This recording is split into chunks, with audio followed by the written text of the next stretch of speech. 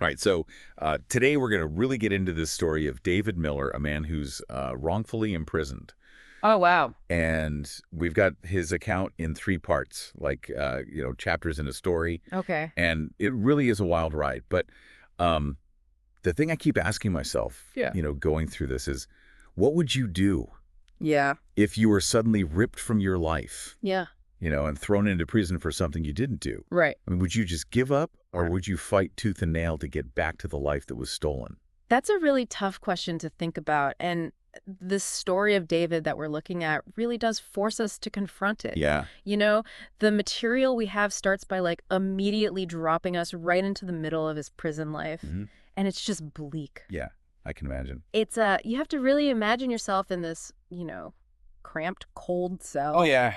And the days just kind of blur together, and the routine is just soul-crushing, and then there's this constant threat of danger from other inmates. Like sensory deprivation almost, right? Yeah, you could say that. Except instead of being deprived of everything, Yeah, he's overloaded with all the realities of prison life. right. And we learn about his struggles with insomnia, probably from the stress, and longing for his daughter, Emma. Mm. And then there's this frustration, the injustice of knowing you're innocent, but you can't prove it.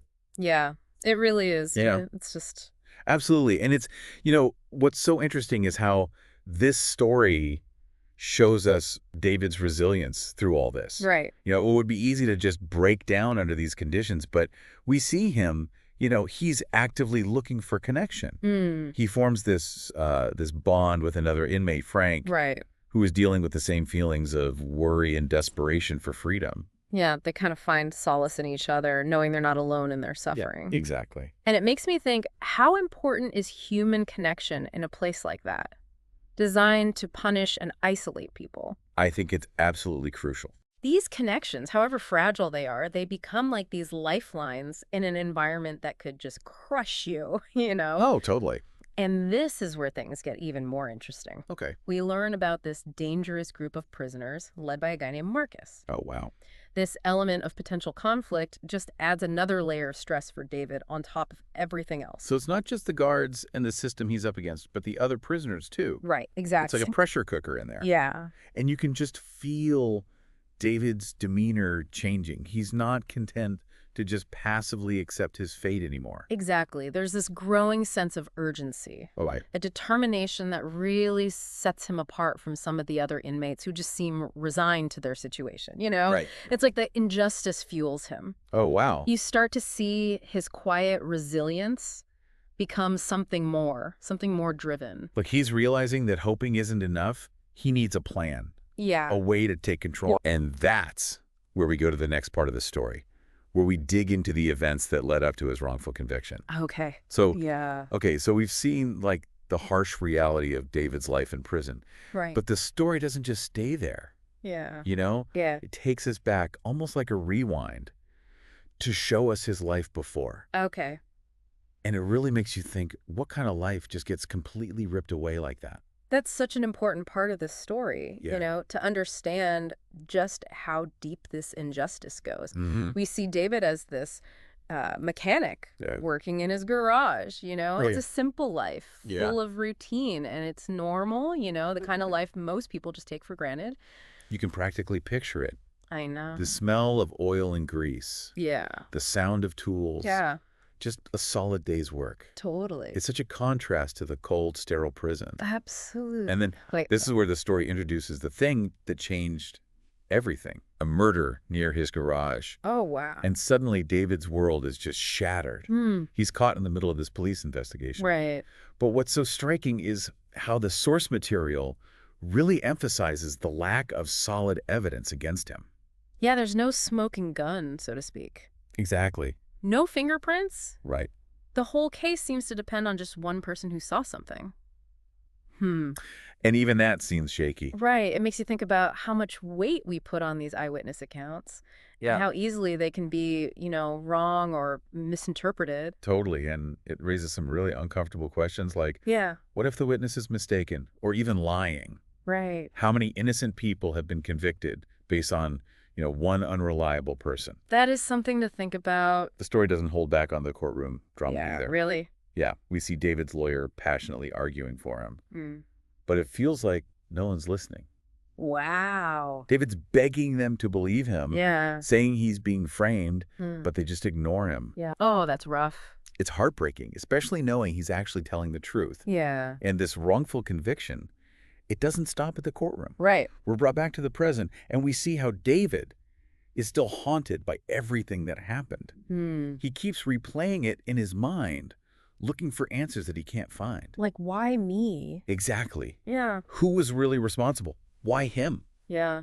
These questions just eat away at him, adding more pain to his already unbearable situation. It's a reminder that being wrongfully imprisoned doesn't end with the verdict. Right. It stays with you. Yeah. It affects David's thoughts and feelings and takes away his peace, even in prison. He's serving time for something he didn't do, Right. but he's also trapped by the memories and the what-ifs. Yeah. And it's constant replaying of something he can't change. Exactly. The story really shows this well in a conversation between David and Frank. Mm-hmm. They open up to each other, sharing their fears, Yeah. admitting they're both consumed by the past. And that shared experience, it actually becomes a source of strength for them. I can see that. Yeah, remember, they're not alone, even in that dark place. It's like a little bit of hope. Yeah, and this is where the story takes another turn. Okay. A new guard comes to the prison, someone who's not used to the routine. Okay. And this tiny detail, it sparks a possibility for David and Frank. Really? Escape suddenly feels possible, like something they can actually plan for. Wow. And it's really interesting to see how Frank, who's been pretty passive up until now, really takes charge. It's like something clicks in him. Yeah. He starts studying in prison, looking for weaknesses. Okay. He finds a spot in the fence that looks vulnerable, and he starts gathering tools, all very secretly, of course. Right. Like hope gave him this new energy and purpose. I can see that. And then he manages to get a hold of the new guard's schedule, Okay. and that's when everything changes. Right. Frank figures out that this new guard works alone at night, patrolling a really isolated area. Oh, wow. And this small detail, it becomes the key to their escape plan. Okay. Suddenly the guards, who are the biggest obstacle, become their advantage. But it's still super risky, right? Oh, yeah, totally. The story makes it clear that it might not work. Right. And if they get caught, things could get even worse. Yeah. And they've already been through so much. Right. It's like they have to choose between two bad options. Yeah. Stay in the horrible situation they know, Mm-hmm. or risk it all for something better, knowing it could backfire. I see. And David's reaction to this plan, it's so powerful. Yeah. He's excited about the possibility of freedom after all these years, Right. but he's also scared of the unknown and what could happen if they fail. It's a lot to process. Absolutely. I mean, Yeah. it's a huge turning point for him. Yeah. He's got this chance at freedom, but it could cost him everything. Right. And it really makes you think, how much would you risk Yeah. to get your life back? That's the question. And the source material doesn't sugarcoat it either. You know, if they get caught, Mm-hmm. they're going to face even worse conditions, maybe solitary. Right. And they've already been through so much. It's awful, like having to choose between two different kinds of hell. Yeah. Do you stick with the horrible thing, Right. or risk it all for something better, but maybe even worse? Exactly. And the story doesn't tell us what to think. It leaves us hanging, Nice.